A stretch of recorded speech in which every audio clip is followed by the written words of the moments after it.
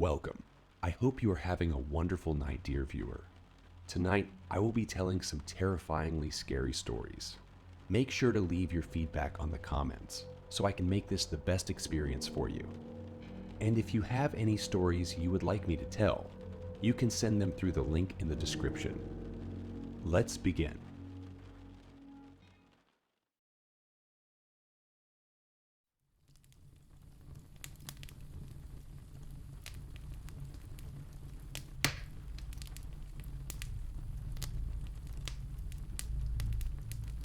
Story 1. The city had been suffocating me. The constant noise, the never-ending hustle, and the relentless pressure, they were all taking a toll on my mental health. I was just 30. 2, but I felt decades older, so I decided to escape. To a place where silence was the loudest noise, where the pace of life was dictated by the rising and setting of the sun. I found a quaint little Airbnb in the countryside, an idyllic log cabin surrounded by acres of dense woods, far away from the maddening crowd. Dear, it seemed like a dream, but little did I know, it was a nightmare in disguise. Upon my arrival, the cabin appeared as charming as the pictures, rustic, isolated, and peaceful. But as the sun began to set, the cabin started revealing its true colors. At first, it was the little things. The way the wooden floor creaked under my feet, even when I was standing still. The peculiar smell that lingered in the air, sweet yet metallic. The way the wind howled through the trees, almost like a mournful cry. Then, I started noticing the oddities. The mirrors in the cabin didn't reflect my image correctly. My reflection was always slightly delayed, as if it were another person mimicking my movements. The paintings on the walls seemed to shift when I looked away, their subjects twisting into grotesque figures. As the night fell, I heard whispers, soft, eerie whispers that seemed to come from the walls themselves. They spoke of sorrow, of loss, and of something darker that I dared not contemplate. Then came the figure. Every night, at the stroke of midnight, I could see it in the window, a silhouette standing in the woods. Watching. It was always there. Unmoving. Just watching. Despite the terror that gripped me, I couldn't bring myself to leave. It was as if the cabin had ensnared me in its eerie charm. Every day, I would tell myself, Ong, I'm leaving tomorrow. But when tomorrow came, I found myself drawn further into the mystery of the cabin. What is this place? What secrets does it hold? Why does it not let me go? The questions consumed me, fueling my curiosity and fear in equal measure.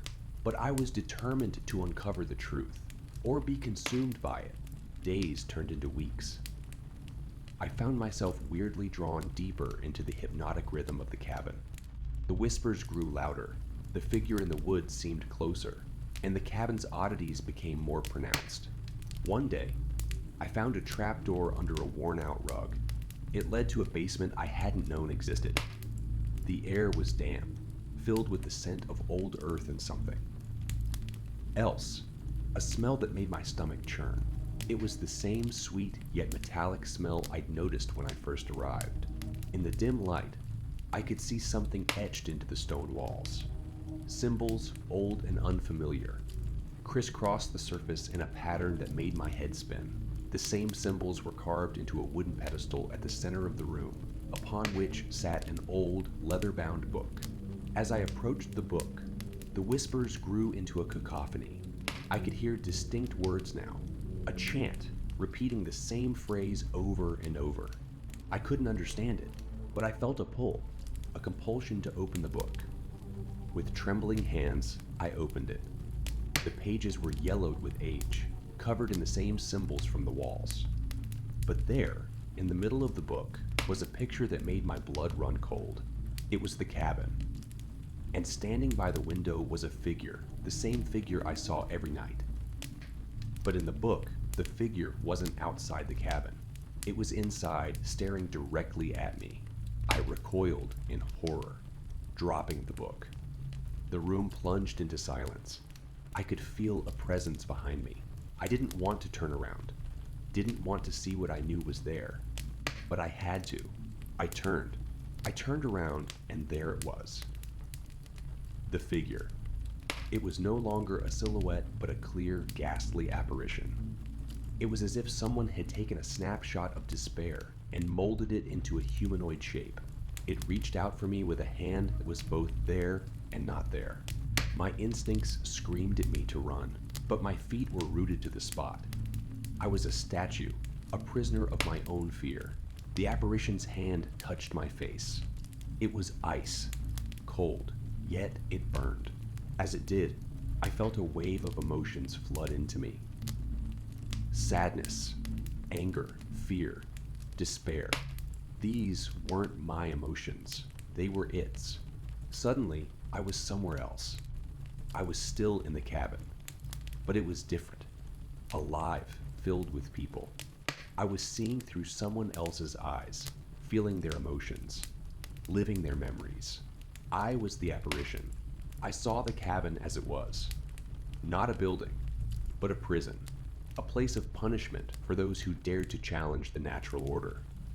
The apparition, I realized, was not a ghost, but a prisoner, trapped in the cabin for an eternity. The memories became darker, filled with pain and sorrow. I felt every moment of the apparition's loneliness, every second of its despair. It was too much. I screamed, or at least I thought I did. The next thing I knew, I was back in the basement. The apparition gone. I left the cabin the next morning. As I walked away, I could still feel its gaze on me, but it was different. It was no longer a gaze of menace, but of gratitude. I had shared its pain, its solitude. I had given it something it hadn't had in a long time. Company. As I left, I glanced back one last time. There, in the window, stood the figure, watching me leave. But this time, it wasn't alone. Standing next to it was another figure, a familiar one. It was me. I had left the cabin, but a part of me would always remain, trapped in the eerie solitude, forever sharing the cabin's haunting secret. I've been back in the city for a few weeks now. The noise, the chaos, it's all the same. But I'm different. The cabin changed me in ways I'm still trying to understand. Every night, I dream of the cabin, of the figure in the window. But it's not a nightmare. It's almost comforting. It's a strange feeling, being connected to something so far away, so different from my own reality. I've started writing. I felt a compulsion to share my experiences, to tell the world about the cabin and its prisoner. Reddit seemed like the right place. The stories seem to resonate with people. They're drawn to the fear, the mystery, the unknown. But for me, it's more than just stories. It's catharsis. It's a way for me to understand what happened, to make sense of my encounter with the supernatural. Story 2. I felt compelled to share this story. Recently, my family and I moved to a new neighborhood in upstate New York. It was a beautiful house, situated in a quiet area with a great school district. Relocating has become somewhat of a routine for me due to my work. And this time, I had traveled alone because my wife was ill. As I was doing some landscaping in the backyard, I began to notice strange activities centered around a specific part of the yard. Animals would avoid that area, and it emitted a disturbing aura. Despite this, I shrugged it off and continued my work. Yesterday, when I pulled into my driveway, I saw a group of kids, around the age of 12, standing across the street, staring at my house. Curiosity got the better of me, so I approached them and asked what was going on. They explained that they had seen multiple people in the windows of my house, watching them and moving from room to room. I laughed it off, assuring them that everything was fine. I introduced myself and started walking back to my house. However, one of the girls stopped me halfway across the street.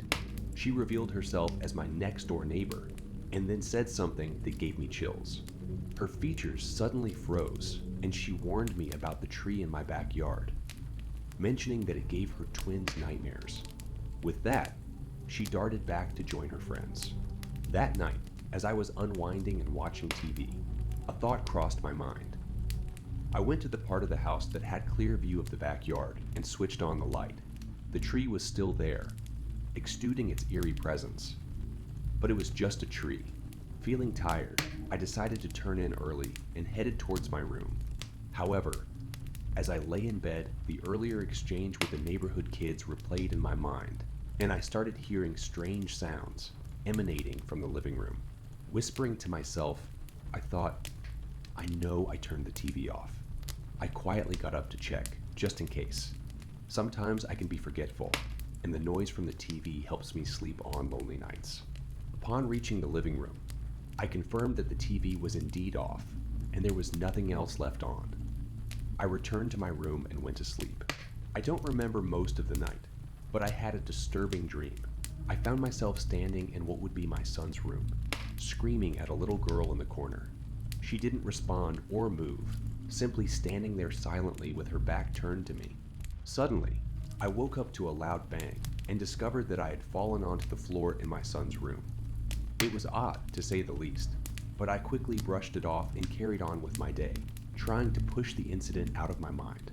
Today, being off work, I decided to delve into the archives. I visited City Hall and the library, hoping to find any records about my house and the surrounding area. Unfortunately, my search turned up empty, except for information about the tree in my backyard. However, there was nothing creepy or alarming related to it, so I returned home. After having lunch, I heard a knock on the door. I opened it to find a man who claimed to be my neighbor, introducing himself as Jonathan, but asking me to call him Jonah. He stood at the front door, holding a bottle of whiskey and some steaks, and asked if he could come in. I welcomed him in, and we began chatting over a few glasses. Jonah told me about the neighborhood and his family, who seemed like a nice group of people. He even invited me to an M.In., event for which he had an extra ticket. We went to the backyard to grill the steaks and continue our conversation, but suddenly Jonah stopped speaking and stared at the tree. In a cold tone, he said, "Be careful around that thing. It gives my kids nightmares and creeps me the fuck out." It was an awkward moment, and I tried to shake it off, carrying on with our conversation. We finished grilling and eating, and he mentioned that he had some free time if I wanted to pick his brain before it got dark. Intrigued by his statement, I asked him about the tree and the house. Starting with the house, Jonah told me that he had initially wanted to move there, but his wife and children were terrified of the backyard for reasons unknown to him. As a result, they moved next door. People would come to check out the house, but they always decided against it because of the backyard, specifically the tree. Jonah then began recounting a story about the previous owner, whom we'll call Time. Apparently, Tim had only lived in the house for a few weeks before fleeing in a state of panic. Jonah described Tim as a nice guy with an energetic dog. There was an incident in which Tim attempted to have the tree cut down, but the equipment malfunctioned, causing one of the younger workers to lose their hand. Another time, Tim's dog died under the tree. Jonah had seen Tim in the backyard, desperately trying to cut the tree down, but eventually giving up after breaking multiple tools. The next day, Tim was gone. At this point, Jonah's face grew dark, mirroring the girl's expression from the previous day. I could see the resemblance now. Jonah recounted instances of the gates shaking on calm days, and the sound of pounding footsteps on the grass at night, as if people were running around my backyard. His wife claimed to hear whispers emanating from the house before I moved in. They would also see figures walking around in broad daylight, even though the house was securely locked. Jonah chuckled and asked, "Scared yet?" My discomfort must have been apparent on my face. With night approaching, Jonah said he needed to get home. I walked him to the door and asked him about the EMA event. We made plans and agreed to hang out more. As he walked into his yard, he called back, "See you later, man. Hopefully, you last longer than Tim. And like I said before, be careful around that thing." As I type up this story, an unsettling feeling of being watched washes over me. I glance outside toward the tree and notice it swaying despite the absence of any wind today. Additionally, there's a rhythmic stomping coming from the room that was intended to be my son's. I try to ignore it, but it grows louder and louder. I wonder if this is what Tim experienced. The nightmares have become more frequent, and the footsteps are becoming increasingly intense. I keep waking up in different parts of the house, often with unexplained scars or a persistent pain behind my eyes.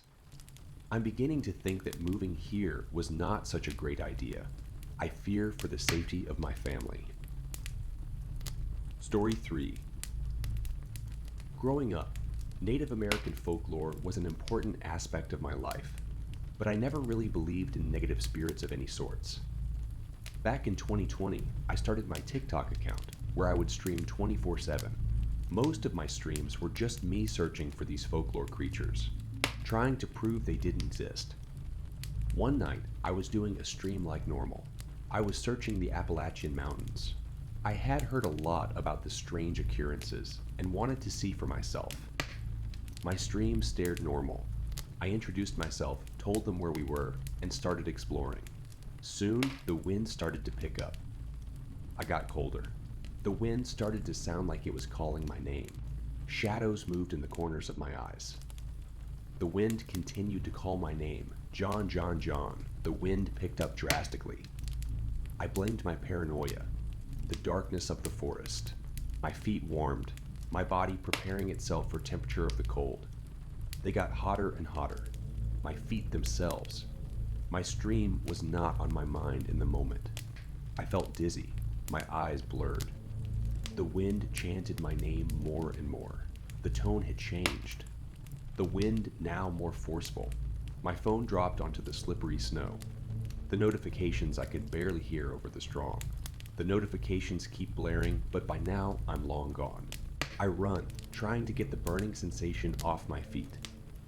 My feet take me deeper into the forest. I pass a sign, warning is the only thing I read as I run, closer and closer to the chant of the winds. Help, help, my mind chants, but my feet do not listen. My feet no longer touch the ground. I ascend into the darkness of the night sky. My body burns, my eyes burns, my feet burned, my feet burn. What would happen if I chose a different path in life? Would I still meet the fate? If it believed in them, would I be able to avoid it? Would I be able to avoid it? Would I be able to free myself from an endless guilt?